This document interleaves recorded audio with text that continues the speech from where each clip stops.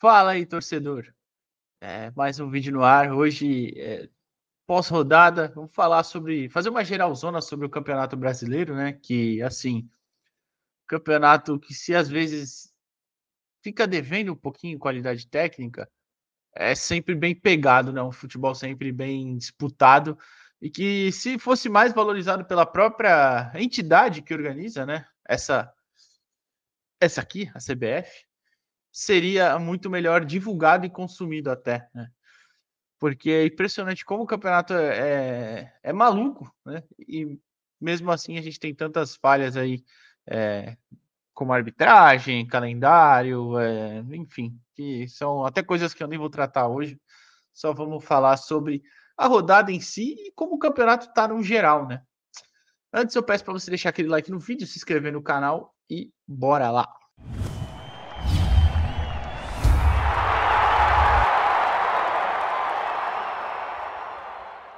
Já voltei aí com a tela compartilhada, né, para vocês verem. Eu não sei se tá, eu até tinha tirado um pouquinho o zoom, né, para ver se mostrava a tabela inteira, mas eu acho que vai ficar ruim pra caramba para vocês enxergarem, né? Então, deixar ela mais, até dar um zoomzinho mais próximo, tá? Para ver se fica melhor, a gente vai abaixando. Tem aqui o Botafogo ainda é líder, né? O Botafogo que ontem, é bom pontuar que tem um jogo a menos também, tá? Que é contra o Fortaleza fora. É difícil, mas o Fortaleza também talvez ainda não tenha se recuperado do baque de ter perdido a Sul-Americana. Mas aí a gente vai pelo outro lado também. Fortaleza tem 2 jogos a menos ainda, o próprio Botafogo e o Cruzeiro. Confesso que eu nem sei se o Cruzeiro é em casa ou se é fora. Deixa eu ver rapidinho aqui. Mas então assim, eu tô falando isso por quê? Porque também ao mesmo tempo que tá um pouquinho mal, é em casa. Fortaleza vai Cruzeiro em casa dia 18, agora na data FIFA, durante, né? Então pode também melhorar com 2 vitórias, sei lá. É bem possível o Fortaleza ganhar 2 jogos em casa, mesmo sendo Cruzeiro e Botafogo os rivais, né?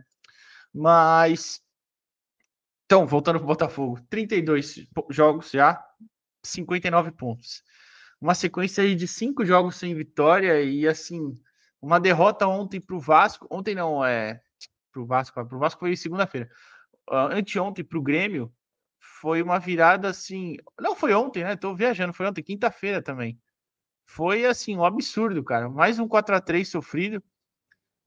Já tinha sofrido pro Palmeiras semana passada, a gente sabe. É que o do Palmeiras acho que foi pior ainda, porque o Botafogo começou o primeiro tempo muito bem, amassando, fez 3-0 e tomou um 4-3 no segundo tempo ali, assim. Cara, foi um negócio absurdo, mas ontem foi pior. Ontem foi pior, não. Ontem foi também ruim, igualmente ruim, em termos de classificação, porque, como vocês podem ver, o próprio Grêmio encostou, igualou 59 pontos, tem um jogo a mais, é verdade, mas tá ali. Aí eu já até passo. Que absurdo o Grêmio tá aqui em cima com 49 gols sofridos. Gente, 49 gols sofridos é uma defesa pior do que Goiás e Cruzeiro. Que aqui também o Cruzeiro tem surpreendentemente uma defesa boa, que só sofreu 27, mas também só fez 29 no ataque. Mas, cara, a do Grêmio é a quarta pior defesa do campeonato. Só não é melhor que América Mineiro já rebaixado, Coritiba que tá quase, o Santos que também deu uma respirada porque o ataque começou a melhorar, e o Grêmio é a quarta pior defesa, cara, um absurdo. Mas aí tem o melhor ataque, porque tem um atacante genial na frente também, Luizito Soares, que ontem fez 3 gols, né? Chegou a 14 no campeonato, se eu não estou enganado, eu vou até ver aqui no Top Stats, né? Não, Top Stats é os melhores jogos, deixa eu ver aqui Top Players, isso. 14 gols no campeonato, terceiro artilheiro e 10 assistências já também. Quem mais deu assistências, inclusive. Então, cara, decisivo pra caramba. Então, mas assim, e aí eu já vou aproveitar até e puxar o gancho de Palmeiras e Red Bull. Palmeiras com o Endrick se sobressaindo. Que talento é o Endrick. Não canso de falar que é um menino que joga demais, demais, demais. E tem gente que duvida de um menino desse com esse talento. Aliás, o que o Brasil revela de jovem atacante talentoso é brincadeira, né? É Vitor Roque, é Endrick, é Marcos Leonardo, não vou nem falar o Vini e o Rodrigo, porque já estão lá há muito tempo, né? Mas sim, são jogadores talentosíssimos. E aí, puxando esse gancho, são 4 times aí que para mim estão na briga, até o quarto. Flamengo e Galo também até, mas talvez um pouco por fora, correndo um pouquinho por fora, né? Apesar que olhando aqui, o Flamengo tem um jogo a menos também.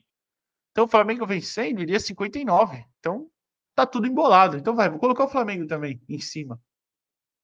Cara, o campeonato tá totalmente aberto. Agora é um jogo mental, porque o Botafogo derreteu. O Botafogo simplesmente derreteu mentalmente. Eu tô vendo até muita gente colocando a culpa só no Lúcio Flávio. O Lúcio Flávio a gente sabe que tem aquele histórico de ser o representante do time do Chororô, entre aspas, né? Mas, cara, não é só culpa dele, não pode ser só culpa dele. O time, inclusive, começar a partida tão bem contra Grêmio e Palmeiras, acho que é um sintoma de que ele colocou o que ele melhor tinha em campo. Aí o time morrer depois fisicamente, erros infantis e ele também errar substituições, aí sim a gente pode pontuar alguma coisa disso. Mas eu acho que ele não é o único culpado, não. O Bruno Lage, que foi demitido, saiu, sei lá, nem entendo o que ele veio fazer aqui também. Também fez um trabalho bem abaixo. Claro, ainda manteve a vantagem que o Luiz Castro tinha construído. Até perdeu um pouquinho, né, se não tem ganhado da vantagem, mas ainda assim mantinha um padrão e saiu também não muito bem. Então, assim, cara, acho que o Botafogo precisa acordar e eu não sei como o Botafogo pode acordar ou se vai conseguir acordar, né? Perigoso, perigoso. Eu falei isso. Não sei onde é que foi, acho que eu participei de alguma live, não lembro, confesso agora, ou se foi só em conversas mesmo. Que para mim, quando o Botafogo abre os 16 pontos, né, que chegou a abrir, 15, eu falei, cara, já era. Só que quando foi diminuindo, chegou em 6, eu acho, alguma rodada que tava 6, falei, cara, o Botafogo vai entregar. E tá aí, tipo assim, levou de um extremo para outro. Eu confesso que eu não sabia nem o que achar. Até na tier list que eu fiz aqui de previsão do Brasileirão no começo do ano, vou comentar lá no final do ano, quando acabou o campeonato. Eu tinha colocado o Botafogo na parte de baixo da tabela, então eu errei feio. Mas agora o Botafogo, sei lá, derreteu. Repito, o mental da equipe agora precisa ser muito bem trabalhado se quiser buscar esse título. E aí eu vejo, claro, Grêmio, Palmeiras, Red Bull Bragantino como francos favoritos, francos atiradores, aliás, perdão, porque se vier, veio, depois de buscar uma vantagem que o Botafogo tinha incrível. O Red Bull, inclusive, tem confronto direto domingo agora, então depende. É o único que efetivamente depende só dele, né? Porque tem o confronto direto e é, tem esse confronto direto e tem a pontuação que pode passar o Botafogo se vencer o jogo a menos, né? Mesmo se o Botafogo também vencer o jogo a menos, e aí, claro, o Bragantino vencer o Botafogo, ele fica na frente. A gente tem o Galo depois na sequência, o Flamengo eu já passei um pouquinho por cima, ainda acho que briga pelo título, tá recuperando com o Tite, então por isso que eu não vou falar tanto.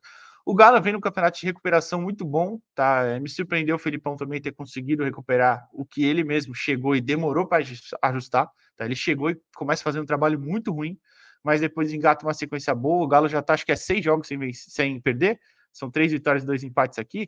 Deixa eu ver se são 6 mesmo, se a memória tá me traindo agora.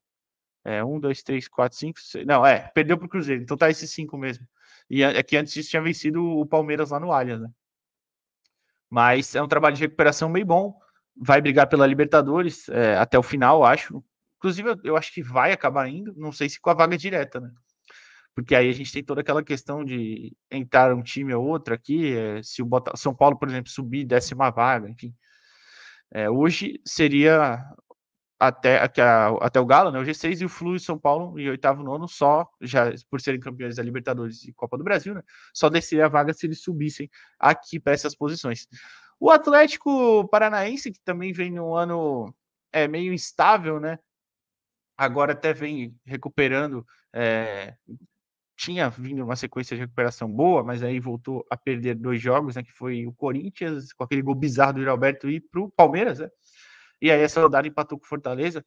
Então tá numa fase também um pouquinho ruim, mas acho que vai brigar pela Libertadores também. Flu e São Paulo é aquilo, né? Estão de férias, depende muito do que vão fazer. Acho que o Flu só vai voltar a jogar sério mais pro final do ano, no final, digo, nas 3 últimas rodadas ali, talvez, porque tem o Mundial dia 11, né? Dia 11 de dezembro começa o Mundial, então aí pode começar a preparação do Flu. São Paulo, acabei de falar, acho que o São Paulo também já não corre mais risco de cair, não, acho que nem corria, porque o São Paulo parecia assim, estava todo focado na Copa do Brasil, a hora que voltasse a atenção para o brasileiro, escaparia um pouquinho, acho que é isso que aconteceu. Chega um time agora, Cuiabá, que a gente tem que dar muitos méritos para a campanha do Cuiabá, tá? A campanha é ruim dentro de casa, é verdade, mas fora é um time muito chato. Ontem bateu o Bahia por 3-0. Ainda nem vi os gols desse jogo, inclusive, nem vi a expulsão do Camilo Cândido, mas é uma equipe sólida, é uma equipe que defensivamente, quando joga fechadinho, encaixa seu jogo, igual contra o Santos segunda-feira na Vila. O Santos não sabia o que fazer porque o Botafogo, o Cuiabá estava se defendendo muito bem. E costuma fazer isso, né? Venceu o Botafogo assim, inclusive. Então, belo trabalho do Antônio Oliveira, que conseguiu pelo menos garantir aqui uma Sul-Americana. Acho que o Cuiabá agora pode até perder a vaga aqui, mas acho muito difícil. Também acho até que o Cuiabá já escapou dessa briga para não cair, né? Chegou aos 44, e não só pela pontuação, mas pelo desempenho em si. Assim como o Fortaleza, que para mim não briga para não cair, apesar de estar 43, não briga mesmo. Acho que o Fortaleza ainda tem os 2 jogos a menos, lembrando, mas acho que o baque ainda está recente, daqui a pouco o Fortaleza sobe.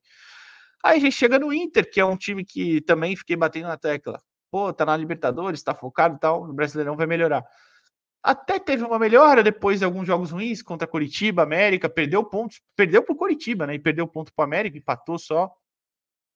É um time um pouco instável, mas eu acho que devido à qualidade do elenco e do seu técnico, principalmente, talvez não do elenco, mas do 11 inicial, né, que é bem bom, não esteja tanto nessa briga. Acho que a briga contra o rebaixamento, para mim, começa aqui, no Santos, que tem 41, venceu, chegou a 41 ontem, venceu o Goiás, né? Mas tem ainda, repito, o primeiro critério de desempate é as vitórias e o Santos está até ok em relação aos seus concorrentes, que tem 11. Só que aí a gente chega aqui no Vasco, que tem 2 jogos um jogo a menos ainda, pode igualar nas vitórias, não igualaria na pontuação, mas tem uma tabela mais fácil. O Vasco, por exemplo, pegou o América já rebaixado na última rodada. Então, na última? Não, na rodada de agora que o Vasco pega o América de domingo. O Vasco pega o Cruzeiro também, confronto direto, que para mim o Vasco é favorito. Eu só confirmo. É isso mesmo. Dia 12, domingo, o Vasco pega o América. Depois pega o Cruzeiro. Depois Atlético, Corinthians, Grêmio e Bragantino. Caramba, as 2 últimas rodadas do Vasco são complicadas, hein? Putz. Mas, enfim, ainda acho que também que não é um time que, pelo desempenho que está mostrando, é um time que ainda pode escapar. Corinthians, a sorte do Corinthians foi ter pontuado, arrumado alguns pontos na marra. Sorte não, né? Vai, eu tô escolhendo também.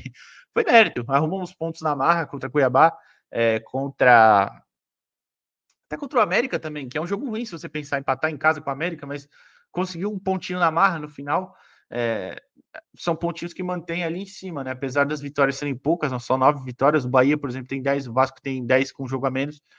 Mas esses 41 pontos mantém essa distância aí, um pouquinho, essa gordura do Corinthians para o primeiro da zona, que é o Cruzeiro, que até tem 2 jogos a menos também, mas repito, são 2 jogos bem difíceis. Aí a gente tem o Bahia ali com 37 também. O Bahia perdeu ontem para o Cuiabá, um 3-0 sonoro, né? Então, ligou um pouquinho o alerta, né? E o Vasco, repito, tem um jogo a menos, então por isso que o Bahia pode se preocupar um pouquinho mais, né? Se de repente o Vasco vence o Cruzeiro e o Cruzeiro vence o Fortaleza, por exemplo, que aí iguala em número de jogos, o Bahia que entra na zona, né? Então é perigoso para o Bahia essa situação. O Bahia que pega na próxima rodada o Atlético em Salvador, né? O Atlético Paranaense, depois depois da data FIFA vai pegar o Corinthians em São Paulo, aqui em São Paulo, né? Depois pega o São Paulo, depois um já rebaixado América e o Atlético Mineiro talvez já classificado para Libertadores. Então pode ter uma sequência boa também no final, dependendo dos seus adversários como estarão, né? Mas aí eu repito, a briga é aqui, do Santos para baixo, todos ainda estão no balaio. Talvez o Santos e o Corinthians, por ter esses pontinhos um pouquinho a mais, mas também não dá para relaxar. Já tem rodada de novo fim de semana. E, enfim, Cruzeiro perigando. O Cruzeiro também, assim, eu já falei outras vezes, o Pepa garantiu uns bons pontinhos aqui, tá? Porque senão ia ser complicado também. Goiás, a derrota de ontem acho que foi bem dura pro Goiás, porque igualou os 33 jogos e só tem 8 vitórias, além dos 35 pontos. Assim, para sair da zona, dá até para sair na próxima rodada, mas precisaria depender de um tropeço do Bahia, por exemplo. Só contando os times com a tabela igual, né? Número de jogos iguais. O Goiás que vai pegar o Galo em Minas na próxima rodada e depois da data FIFA pega o Cruzeiro em Goiânia, lá no Serrinha. Curitiba tem a vida muito difícil, né? O Curitiba acho que já caiu, infelizmente. São 11 pontos ali. Dá para tirar, dá para buscar, mas até o próprio Curitiba já falou em entrevistas, né? Acho que foi o auxiliar técnico que já pensava no ano que vem, planejavam o ano que vem já, e acho que o cenário mais ideal, não, mais realista é pensar numa Série B. E o América, já rebaixado, isso sim confirmado matematicamente, que inclusive demitiu o Fabian Bustos, né? Fabian Bustos, ele teve um desempenho de melhorar o América no estilo, na questão da competitividade, né?